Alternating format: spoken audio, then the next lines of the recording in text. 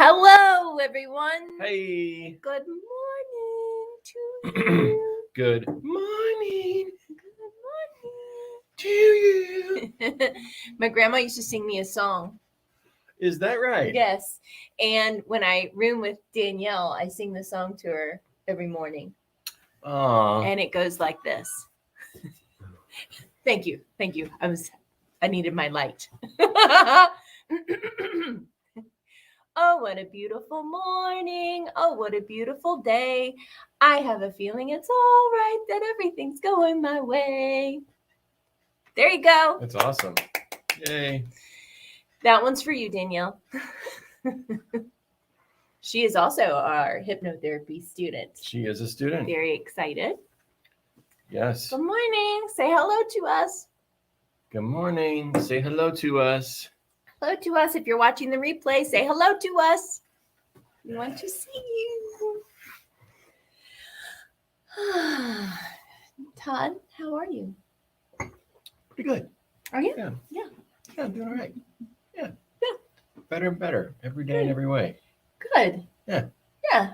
It's the old Emile Coup quote. Every day in every way, I'm getting better and better. A famous hypnotist. Emile. Emile.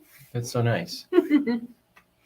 So, welcome to the day. It's Tuesday. I hope you all feel fantastic. Yeah. I don't even remember what I put on for today for the thing. Oh, I remember what I put on. Keep exploring. So explore your thoughts and feelings and ideas and connections. And hey, Gigi. Hi, Gigi. Good to see you. Good to see you, Gigi. Gigi. So let's go. You want to go right into the critical thinking cards? You have something that's That sounds pretty got good to in me. your mind. No, I'm good. Let's do it. All right. Hello, everyone. Marianne. Hi, Marianne. Marianne. Yay. Yay. Kennekins. Hola, ¿qué tal? Hola, ¿qué tal? Let's see. Okay, so that one's really loaded. I don't know if I want to get into that. Well, no, it's okay. It's okay. So this one is critical thinking. Good morning. Eileen, critical thinking cards back again. Apparently they are like all sold out. So I'm sure it was from us doing this. Oh yeah. But yeah, I'm sure they'll have more at the beginning of the year. But genetic, your fallacy is genetic. Judging something good or bad on the basis of where it comes from or from whom it comes. So accused on the 6 o'clock news of corruption and taking bribes, the senator said that we should all be very wary of the things we hear on the media because we all know how very unreliable the media can be. So it's just taking, make your own determinations. Keep exploring, right? Keep exploring, make your own determinations. Don't allow yourself to, just dig in or bandwagon onto something just because someone says that could be true, because we do have those internal biases on, if somebody we feel has authority, will, that whatever they say is the word on that particular thing. And it's important that we just keep questioning. Mm-hmm. Yeah. Yeah, good call. Yeah, the ego. I think this is very, very common with me. with everyone. Carolyn! 1, 2, 3. Yeah, this is very common. I mean, I know I've done it a lot, and I think it's because no matter where we hear a piece of information, if we're prone to projecting, we want to. We're gonna project. The ego doesn't give a shit if it's. We want to prove ourselves right. Right. The ego wants to prove itself right. So I don't think if we're empty, then I don't think we even care where the information came from. It's just about getting more of that imitation love. Yeah, So if it substantiates our point of view already that we have, which is a bias, right. then we are going to jump right on and be like, see, told you, see. Yeah. Which is kind of super fun. Yeah. But it doesn't really get us anywhere spiritually or emotionally necessarily. Yeah. If there is something though that you find that is working for you, that feels right to you, one of the things that John L. said that I resonate with a lot, being somebody who's super independent, and I know a lot of you guys who are listening here, very independent, your own thinking and mindsets, and we'll question things. That's why you're even listening to us, because we ask you to question things. Yeah. Is that she would say, you know what? Whomever it was that was working with her, Hi, said, Kim. Hi, Kim. Good day. Whatever it is, just prove it for yourself. See if that is actually true. She said, I question everything, every idea that came in from ACIM, every thought form that came in around way of mastery or any of the other ideas that were being presented to her. She didn't just take them at face value. She just put them into effect. And that to me is how you kind of counterbalance this genetic fallacy. I like that. I think they could have a better word for that. Yeah. Because it pulls up all different types of submodalities, like we would say in NLP. But judging something good or bad on the basis of where it comes from or from whom it comes. And again, this is critical thinking. So these are probably, come from academia. The fallacy is black or white. There are two alternative states where two alternative states are presented as the only possibilities, when in fact more possibilities exist.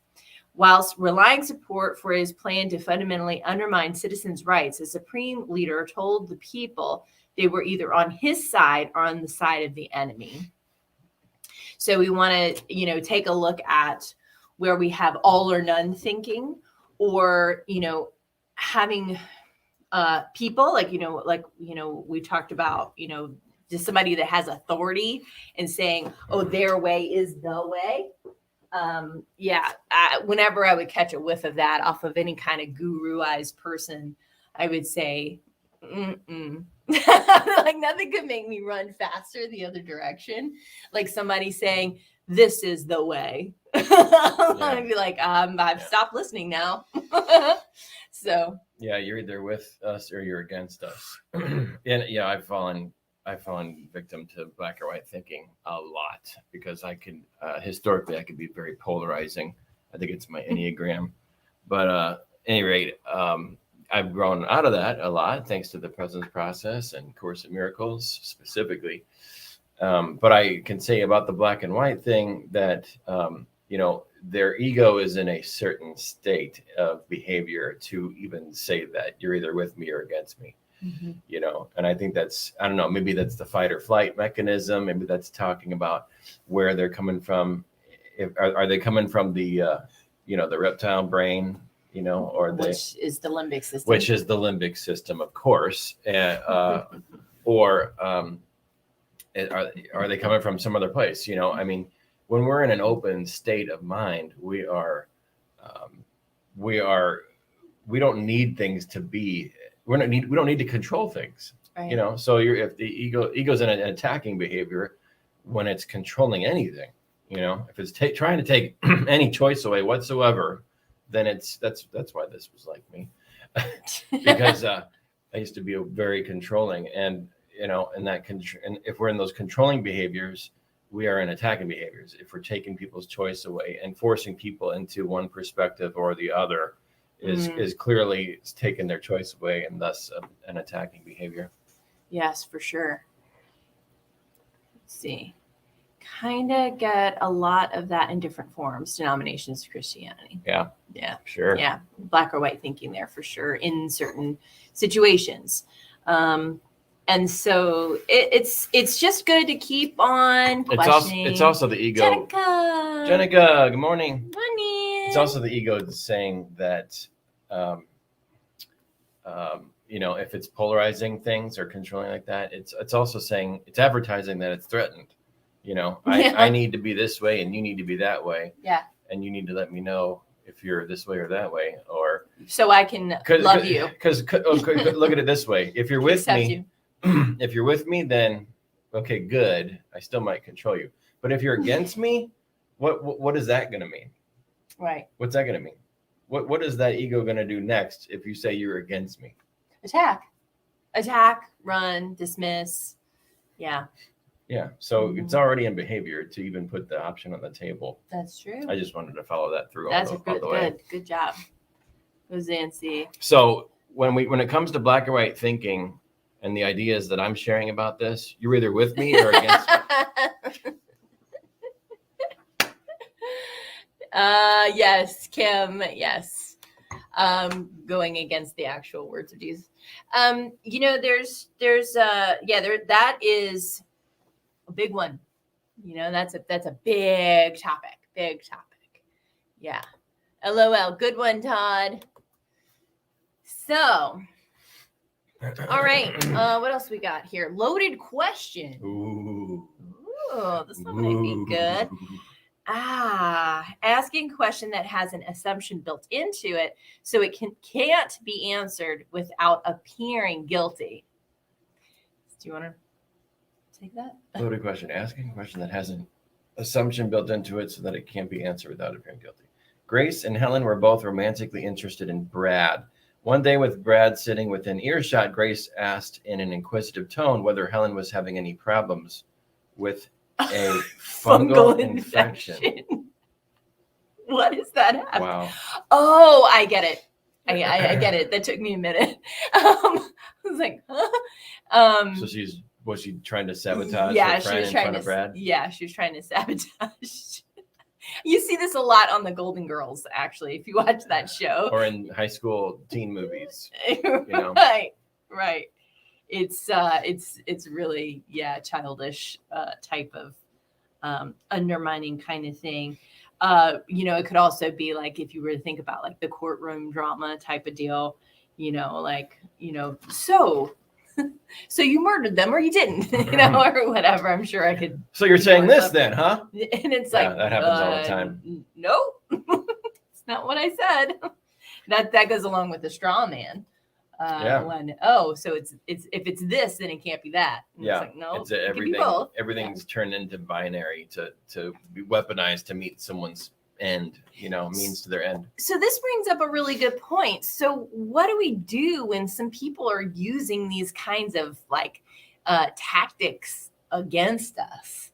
You know, I mean, that's manipulation. That's the key. And I think you started to go into it in a really cool way, because it's like, okay, so someone's ego is attacking me because either I'm not bandwagoning with them, I'm not going along with them, I'm not allowing them to straw man me, I'm not allowing them to do these loaded questions, to sabotage me.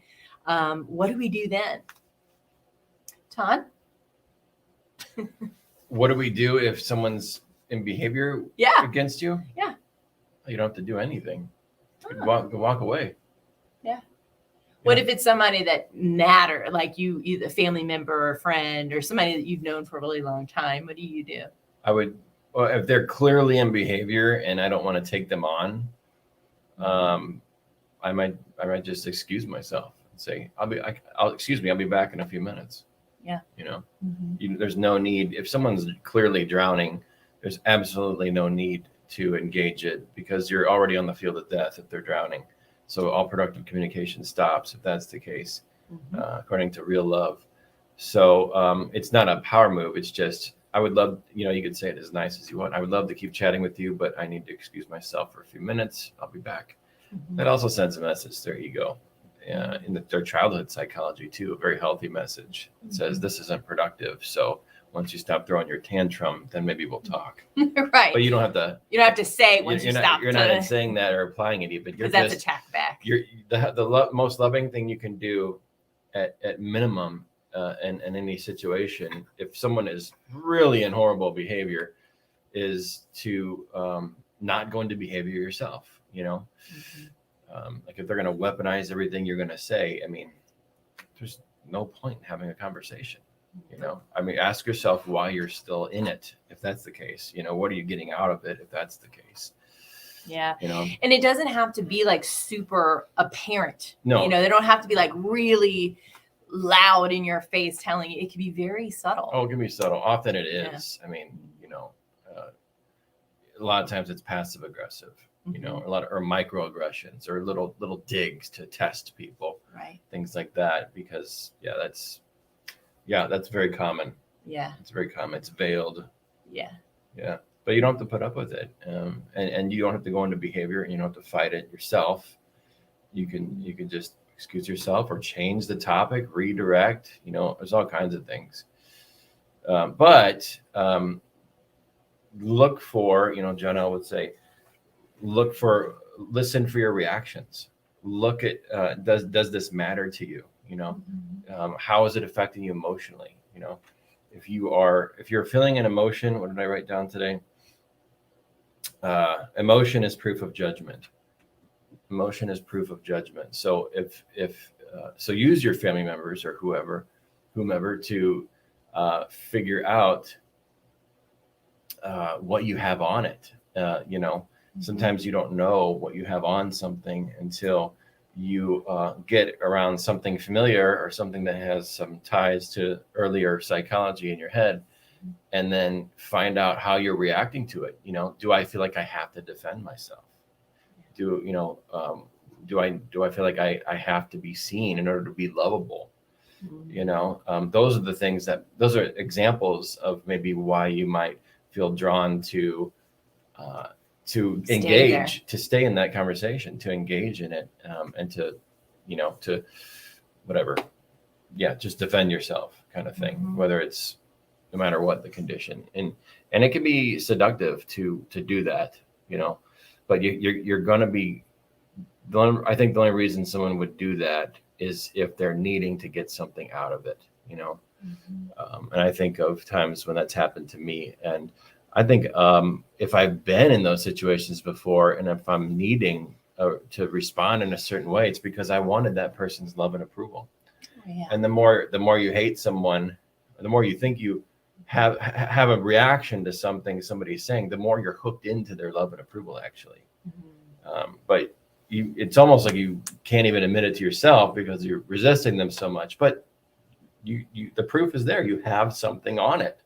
You have something on them saying something, you know. Right. If you have absolutely nothing on anything somebody says, and then it doesn't trigger any emotion. It doesn't trigger any judgment. I'm very slippery. Or you could just say, okay, hey, nice talking to you. I gotta go.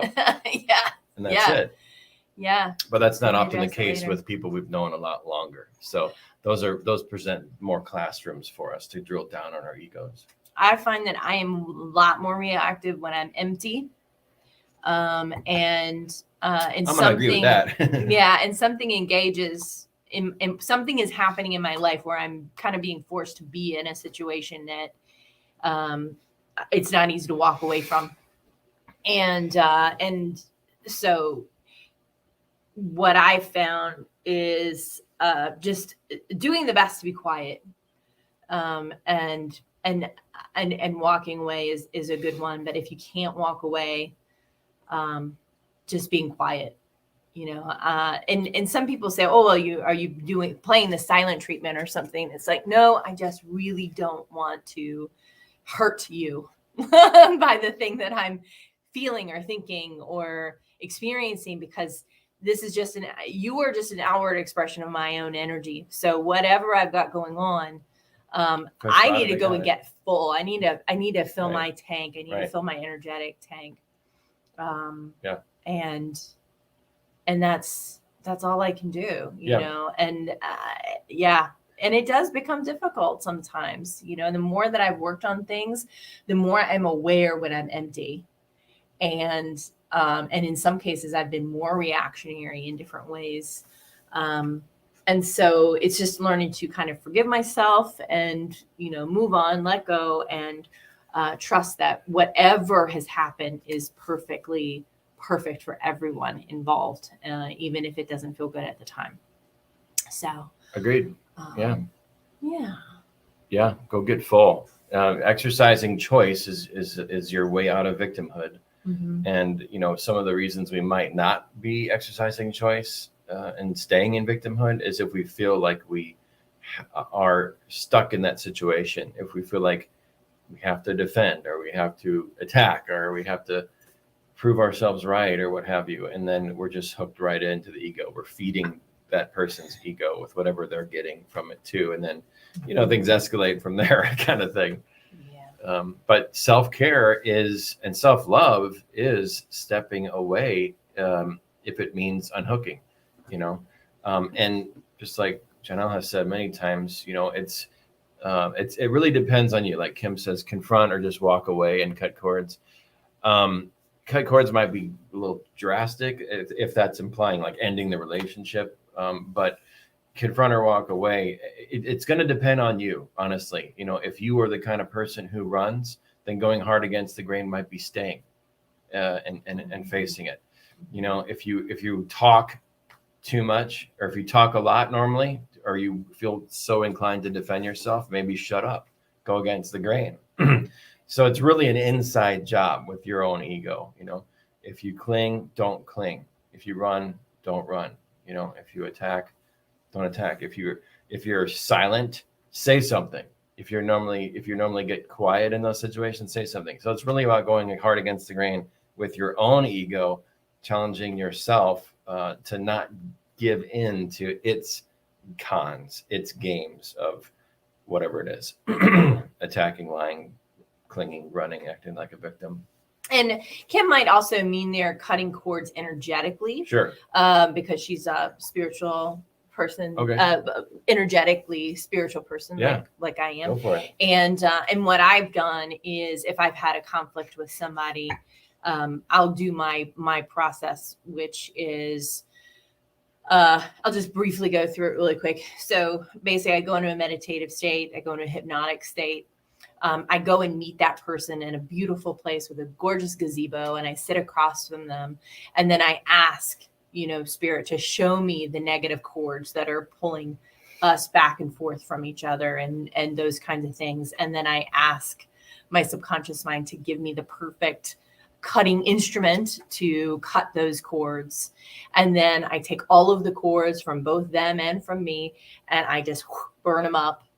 And then I let the universe take care of that other person, put salve and loving balm on all of those entry and exit points from those cords. And then I just thank them for being my messenger, or in the presence process calls the mess ender. And then they leave the gazebo, and then I work on my own self-care and self-healing in my visualization. And it's really a beautiful experience to release them from my judgment of them and my fear of losing their love and approval. And it can be really, that to me is a really helpful visualization that I've done for 20 years. Yeah. Anything that works can be a great tool. Visualizing cord cutting, I think, is an NLP thing, actually. Yes, it can be. Yeah. Mm-hmm. So if it works for you emotionally, energetically, then by all means, cut those cords. Cut them up. Yeah. I think really, Michael Brown says about in the presence process about, I forget which week it is. It might be 4 or 5 or 6, somewhere in there, but talks about the 3 steps: dismiss the messenger, receive the message, feel unconditionally. Mm-hmm. Which off the cuff, without any context whatsoever, you can maybe kind of get a sense of how that's probably healthy in a way, because you're isolating why something got triggered and who it got triggered by, because the ego wants to project back. It's like, oh, I'm feeling something I don't want to feel. I'm going to project it back on the thing that made me feel that way, a person, right, or an idea or something in front of you usually. But really, it's not about them. It's about what they represent in you, because it's all your energy. So if you truly have nothing on it, then you have nothing on it, and there will be no emotion whatsoever. But if you do, then you can practice dismissing the messenger, meaning not judging, blaming, or going into behavior with the messenger, not engaging the messenger in behavior. Dismiss the messenger, receive the message. What am I feeling? Why? What is emoting for me? What do I have on that? What's coming up in me? And then feeling unconditionally is the part where you get to use the presence process to feel the charge that was triggered, and that's what you get to integrate, because that is your world bringing your classroom to you, which happens all day, every day for us. And we get to decide if we're going to project that or forgive it by embracing it unconditionally. So if you are, hey, there's Liz. Hey, Liz. Hey, Liz Dawn, everybody. I never get triggered. Well, that's awesome. Me either. She is such an amazing role model. She's just so good. For those reasons. Trigger-free zone. You better believe it, girlfriend. Feel the charge and integrate. Yes. If anyone is interested, I highly recommend the Presence Process by Michael Brown. It's probably been it has been one of the most transformational tools of my entire life. Good stuff. Yeah. And if you're interested in joining our Presence Process support group, which is absolutely free for people who are thinking about taking the course, which is reading the book and doing the breathing, just hit a comment and I'll add you to the group. And it's a nice support group for people who are doing the presence process. Let's see. Marianne says, I say, I disagree. Let's move on to a friend of mine. Good. I like that, Yeah. Marianne. Yeah. It's accepting. It's loving. It's not, trying to make them be wrong or make you be right or Agree to disagree. That's a very socially acceptable way of saying that. And people generally are okay with that, Yeah. They have to be. Because we're allowed to have our own viewpoints and opinions. And even if they're not at the level of development that you are, because they haven't been privy to certain ideas or concepts, or they haven't seen anything different in their life, saying, okay, that's okay. Yeah. I remember when I was in my early 20s and I was like, I know everything. And I always had older friends in my life. Always, if I was 20 years old, I had a lot of, 40-year-old friends, because I'm an INFJ. That's how we, I needed to. And so I had the privilege to be able to learn from their experience in their life. And even though they would see me going, they would be like, oh, Lord, she is. Lordy. She doesn't know what she's doing, but she's so cute and thinking she does. I was very lucky that they just let me discover for myself. It was really good. Yeah. Unfortunately, my know-it-all phase in my 20s extended into my 40s. So me too. Well, that's the thing, we know some things and then we get big heads about them, and then we got to undo that, because that's the real work. The real work is undoing what we have on things so that we aren't owned by them and aren't limited by them, and we can see beyond them, and we can be in the world and not have to have safety nets and bumpers on all the time because we're afraid of being contentious with our own programming in the world. So it's absolutely worth drilling down. It's absolutely worth breathing through it. It's absolutely worth practicing going hard against the grain and not projecting when we feel like we have to. And we're not perfect. Okay. Nobody's perfect. It's okay.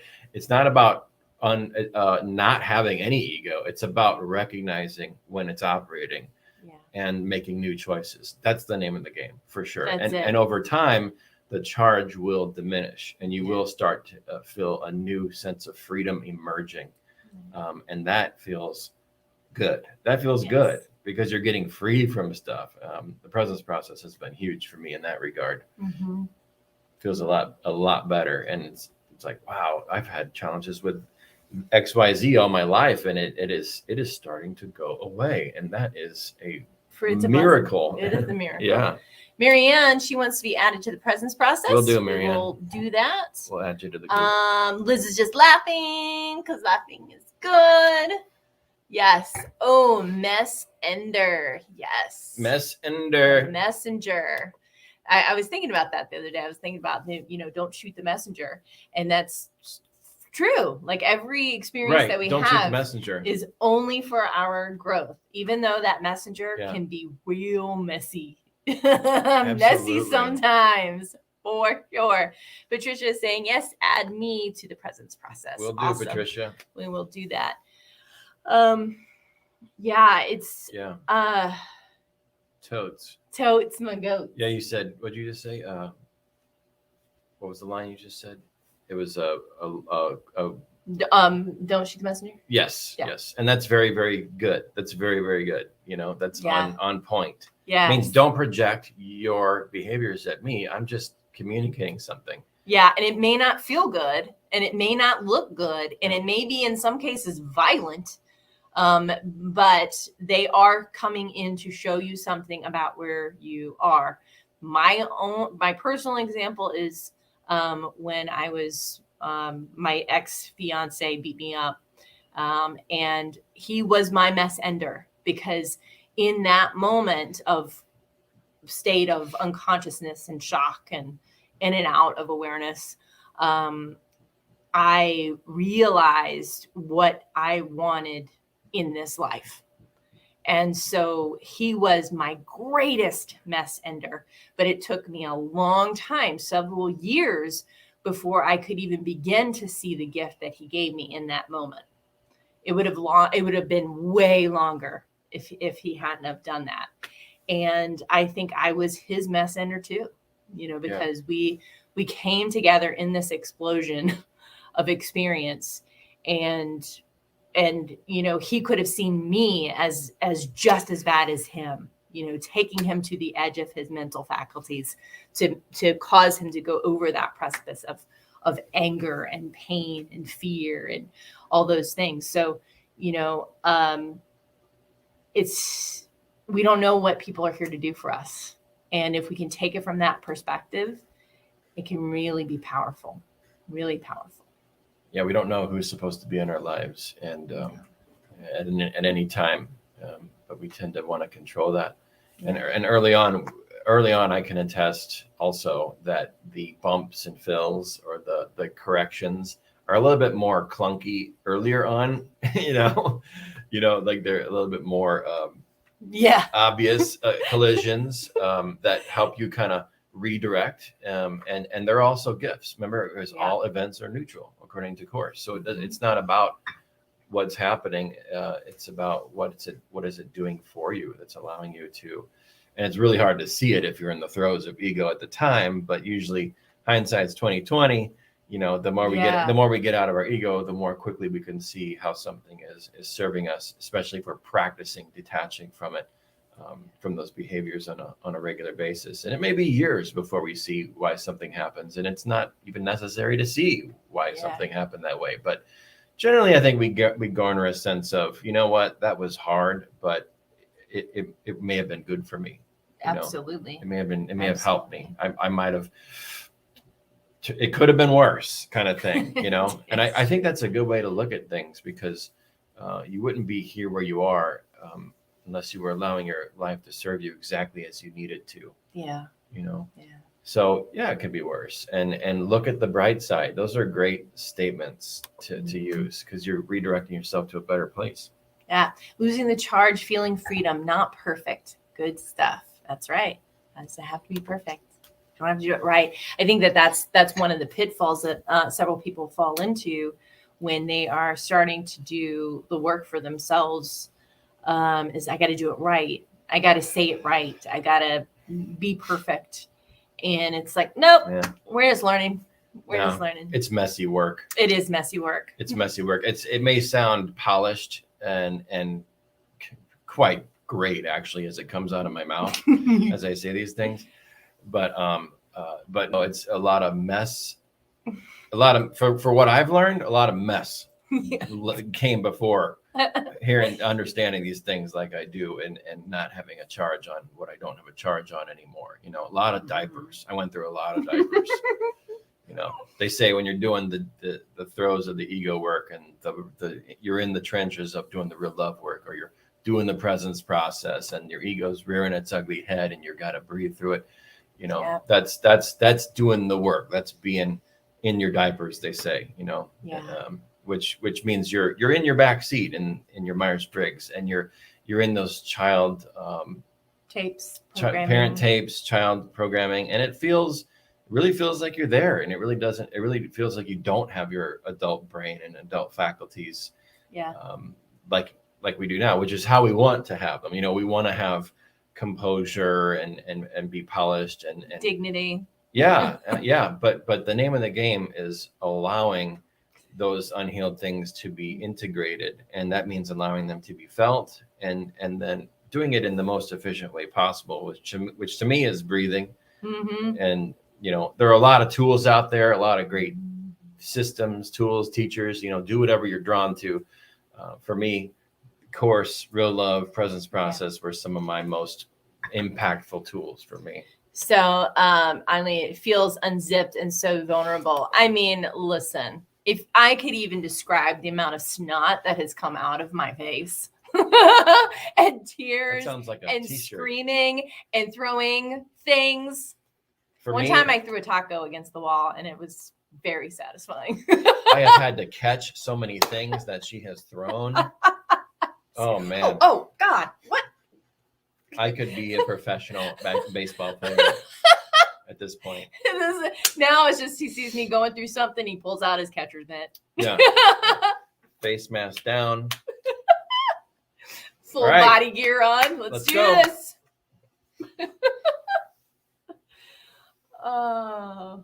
Just mainly snot. It's just snot. Just snot. And so watching wall tacos. I had a fight with my brother. She doesn't throw things. It's all snot, and yeah. I had a fight with my brother.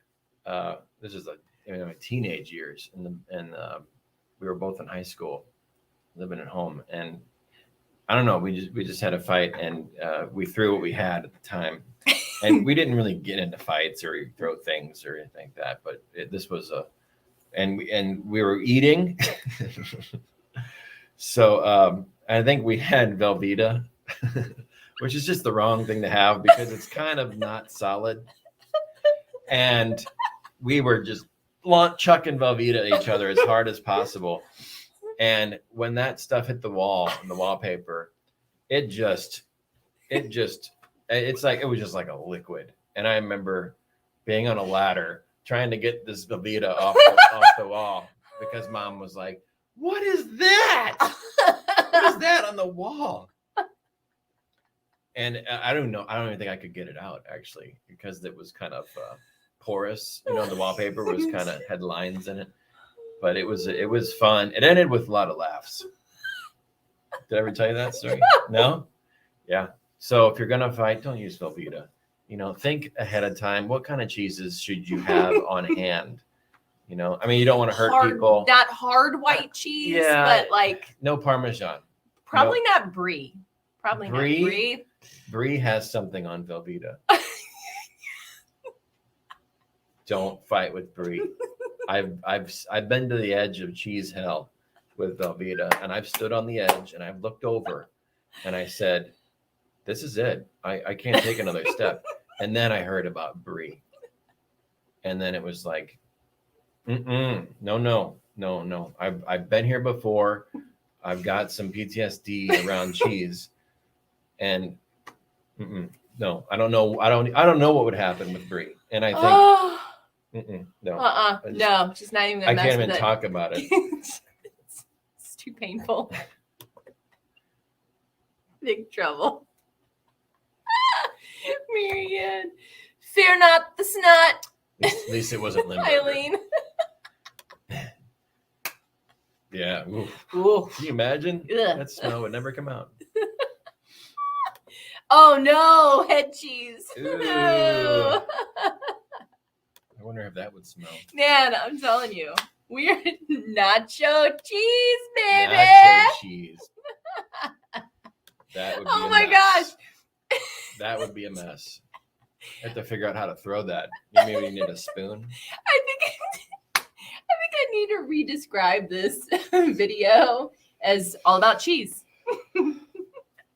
I think we might get some viewership. You know, I honestly, I start out with a theme whenever I write something, but I can't really truly title it until it's done, because it might end up becoming something else, you know? Oh my God. Wow. Wow. Yeah. Ego will use anything as its weapon, including Cheese. dairy products. It knows how to get me. Yeah. Right here. Really, literally, like heartburn. Mm-hmm. Oh, yeah. What are we talking about right now? I don't remember. I don't either. Cheese whiz and silly string. I like that. Cheese whiz and silly string. Yeah, that sounds great. That sounds super fun. We should try those out on the show here. Mm-hmm. I think I have silly string in the kitchen. But you have something against. I have something against silly string. Now, do you have PTSD about that? I don't like it. Did you have a bad experience with it? Maybe. I don't like it, especially when it gets like to the end of the can and then it's just spitting out little, and then you got to go and pick it up off the floor, or it dyes your clothes different colors. Oh, it makes me so mad. That sounds I'm an only child. That sounds like something to breathe on there. I don't even know what to do now. My brain is just in laughing mode. Yeah, that's okay. Do you want to look at these again? I don't want to look at these again. It's okay. When you're laughing, I think you've arrived. I'm there. I'm where I need to be. Oh, this might be good. This is from the Insight Cards. Course in, oh my God, Course in Miracles. There is no miracle you cannot give, for all are given you. Receive them now by opening the storehouse of your mind where they are laid and giving them away. I like that. That's pretty good. There is no miracle you cannot give. You can give all miracles because you got them. They're already there. Right. You have it. You have all the cheese whiz you'll ever need. Receive them by opening the storehouse of your mind where they are laid and giving them away. So we give the miracles and we receive the miracles because they're already here within us. So it's almost like activating. Right. So it's kind of like Reiki energy, right? If you're pulling in energy, it's already there, really. It's just being activated, it's just being opened up, it's just being cleared through, right? And then the more you give, the more you receive, because you have to be in that flow. Yeah. And it's just bolstering all those cells and all those neurons and all those blood vessels and all those good things, the physical things, the emotional things, the mental things, spiritual things. If you can really remember that it's all about you, and science is telling us that everything is mostly empty out there, and Course tells us there is nothing out there, and it's all in here. It's all a projection of our own perception at a very, very deep level. I mean, if you just remember that it's all your energy, then you can, if you can hypothetically, if you can practice teaching, if you can practice seeing everyone as your energy, then you're going to be less likely to make judgments, right? And judgments could be malicious or they could be very innocent, but if someone is like, if you consider everyone you, then you're going to experience miracles faster, right? Because all judgment is self-judgment. All judgment is self-judgment. So if you're practicing judging not, withholding them, going against the grain, turning it inward and saying, okay, where's my ego attacking me? And where am I feeling fear or guilt and wanting to project that outward? Considering ourselves helps to dismantle that ego, smooth out the rough edges, and then we start feeling better in time. So really, all judgment, self-judgment. Practice not judging. You're going to get miracles more often because you're not withholding them from yourself by withholding them from other people. That's right. So this one says, basically, your brothers and sisters deserve your mercy. Your function here on earth is only to forgive them, that you may accept them back as your identity. Yeah. he or she is as that creator created him or her, and you are what they are. So it's all of us. You watching us are us. You're me. You're me. I like you, me. I like you, me. Yeah, whatever you extend strengthens. So if you're extending peace, you're strengthening peace within yourself.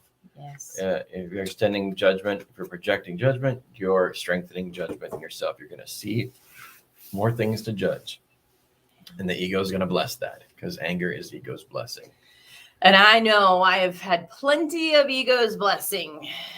Oh, yeah. From myself to other people. And Yeah. I wish I could say, oh, I've always been really great. No, it's been recent. Like I've blessed the ego time and again with my feelings of anger. Right. But anger was my conditioned tool of choice for coping with anything unfavorable for 30 years, until I started getting into real love and all that stuff. And anger doesn't come up anymore. It doesn't come up anymore. I wish I could say it doesn't come up in me anymore, but it certainly chronically. Especially no, not at all. Especially if I'm empty. If I'm empty, forget it. I that's my go-to emotion, which is actually kind of good for me in a way, because in the past it has been more retreat. So I've been allowing myself more of an opportunity to express. So going a little bit harder against the grain, but it's not necessarily always a good thing. So I'm learning, I'm growing, I'm developing, we're doing our thing. Yeah. I think it's all, when we bring these high ideals into the situation, into the, in teaching and learning and stuff here, it's really, really important to remember that your best is good enough. Yes. It's really important to remember your best is good enough. So don't set too high of standards. Acceptance is key along the way. Yeah, your best is good enough. Eileen says, "Heart, I like you, me too." Yeah. I like you, me. Yeah.